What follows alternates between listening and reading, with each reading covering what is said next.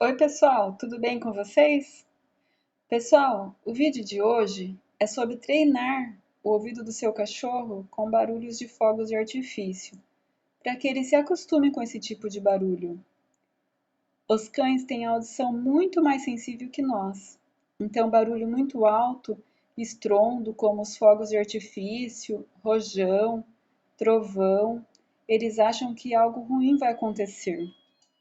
Faz parte do instinto de sobrevivência do animal fugir ou se esconder quando ouve esses barulhos.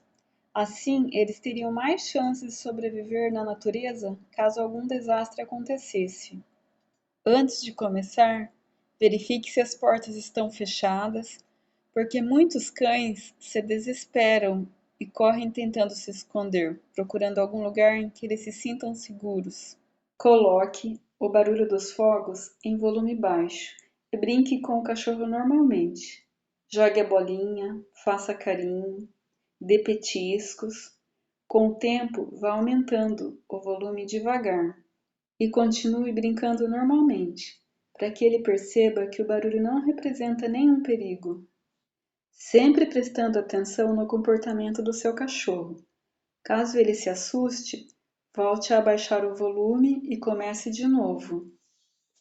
E vai fazendo isso algumas vezes na semana, até que ele não se sinta mais incomodado com o barulho. Pessoal, não esquece de deixar aquele joinha e se inscreve no canal para acompanhar as novidades, tá bom? Agora vai começar o som da queima de fogos.